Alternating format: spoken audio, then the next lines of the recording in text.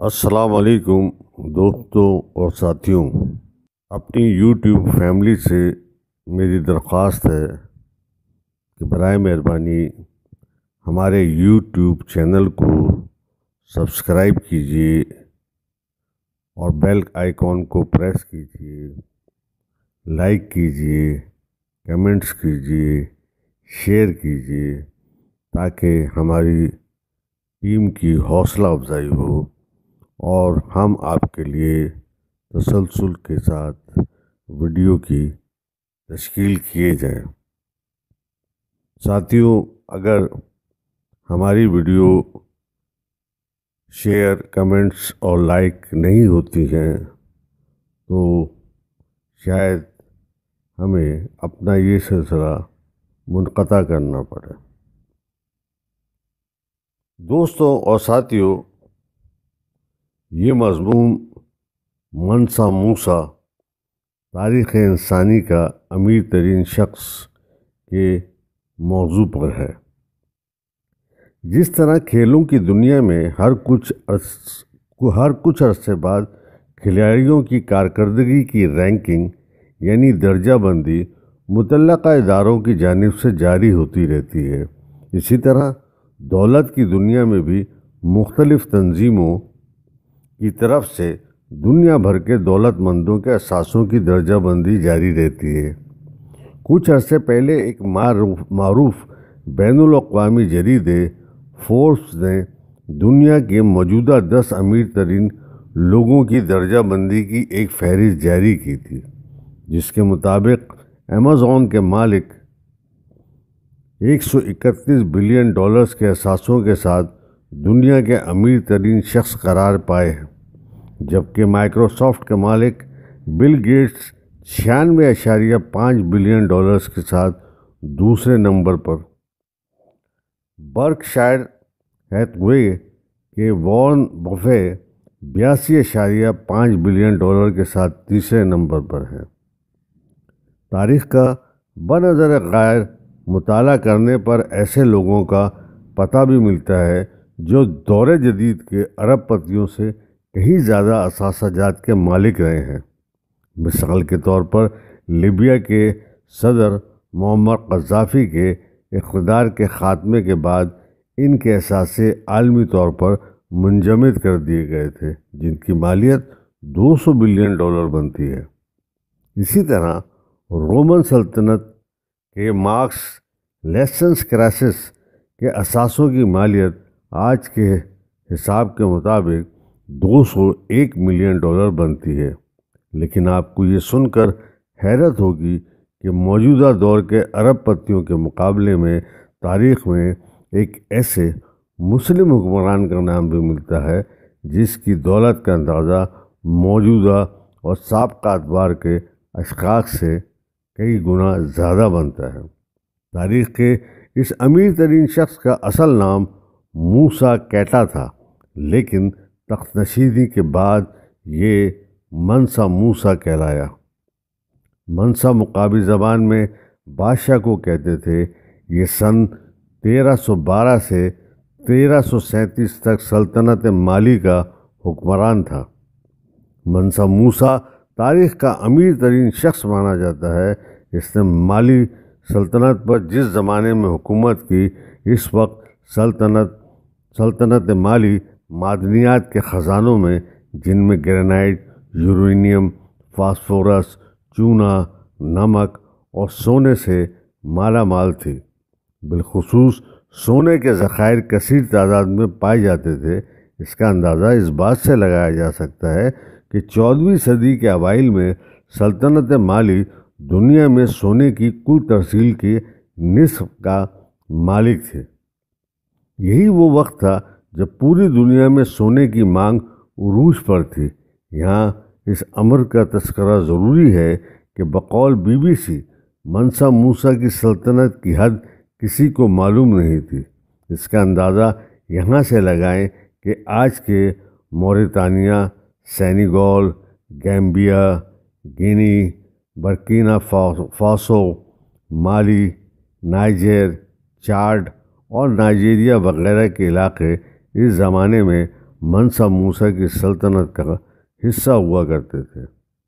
اس زمانے میں ٹمبکٹو مالی کا سب سے بڑا علاقہ تھا، جو سلطنت کے شمال میں واقع تھا اور دنیا کے سب سے بڑے صحرا کے جنوب مغرب میں واقع تھا۔ ٹمبکٹو کی وجہ شہرت زمانہ قدیم میں افریقہ سے ہونے والی سونے کی ساری تجارت تھی، اور یہی شہر سونے کی تجارت کا مرکز تھا۔ منسا موسیٰ ایک درویش صفت، نیک اور سخی حکمران کی شہرت رکھتا تھا۔ اس کے عدل و انصاف کے متعدد قصے تاریخ میں درج ہیں۔ موسیٰ منسا کے دور حکومت کا مشہور ترین واقعہ سن 1324 میں اس کا منفرد سفر حج تھا۔ مورخین لکھتے ہیں کہ موسیٰ کی حج کی تیاری کو لگ بھگ 1 سال سے زیادہ کا عرصہ لگا۔ سونے کی تاروں سے مرصع شاہی خیمے بنائے گئے، اہل خانہ کے لیے سفری محل بنایا گیا۔ موسیٰ کے ذہین ترین درباریوں نے ہزاروں خیموں پر مشتمل ایک بے مثال چلتا پھرتا شہر بنا ڈالا۔ منسا موسیٰ کو سب سے زیادہ شہرت اس سفر حج کی وجہ سے ملی۔ یہ سفر اس قدر پرشکوہ تھا کہ اس کی وجہ سے منسا موسیٰ کی شہرت نہ صرف اسلامی دنیا کے ایک بڑے حصے میں پھیل گئی، بلکہ تاجروں کے ذریعے یورپ تک اس کے نام کے چرچے ہونے لگے، اور لوگ اس کے قافلے کو دیکھ کر دنگ رہ گئے۔ لوگوں نے دیکھا کہ منسا موسیٰ کے قافلے کے ہمراہ 60,000 افراد تھے، جن میں سے 12,000 اس کے غلام اور پیروکار تھے، جنہوں نے 4 پاؤنڈ سونا اٹھا رکھا تھا۔ بقول ابن خلدون، منسا موسیٰ کے قافلے میں اتنے زیادہ لوگ تھے کہ ان کا شمار مشکل تھا۔ منسا موسیٰ جس گھوڑے پر سوار تھا، اس کے لیے سونے کی خصوصی لگامیں تیار کی گئی تھی۔ اسی طرح منسا موسیٰ کے آگے 500 افراد کا دستہ تھا، جنہوں نے خوبصورت ریشمی لباس زیب تن کیا ہوا تھا، اور ہر ایک کے ہاتھ میں سونے کی ایک چھڑی تھی۔ اس کے ساتھ اس قافلے میں 80 اونٹوں کا ایک کارواں بھی تھا، جس کے ہر اونٹ پر 136 کلو سونا لدا ہوا تھا۔ دراصل اس وسیع سلطنت میں سلطنت مالی دنیا کے آدھے سونے کی مالک تھی، اور ان سب کا مالک منسا موسیٰ تھا۔ ایک اندازے کے مطابق منسا موسیٰ نے 125 ٹن سونا رائے خدا میں خرچ کیا تھا۔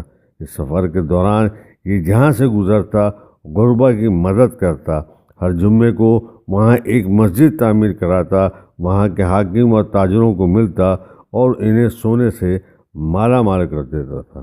کہتے ہیں کہ قاہرہ اور مدینہ کے لوگوں نے اتنا سونا شاید خواب میں بھی نہیں دیکھا تھا، جتنا موسیٰ اپنے ساتھ سفر میں لایا تھا۔ منسا موسیٰ اس سفر کے دوران مختلف ریاستوں کے بادشاہوں سے بھی ملتا ہوا جاتا۔ مصر کے مملوک سلطان اور النصر محمد سے اس کی ملاقات تاریخ کے اوراق میں آج بھی زندہ ہے۔ ابن خلدون کہتا ہے، النصر محمد جیسا بادشاہ منسا موسیٰ کے جاہ و جلال اور دولت کو دیکھ کر ششدر رہ گیا۔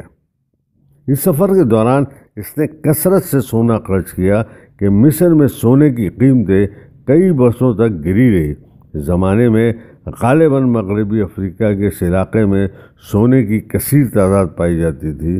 منسا موسیٰ اس قدر فراغ دل، سخی اور شاخرچ تھا کہ جب مصر سے گزرا تو کہتے ہیں کہ اس نے غریبوں کو اتنے عطیات دیے کہ علاقے میں افراط زر کی کیفیت ہو گئی۔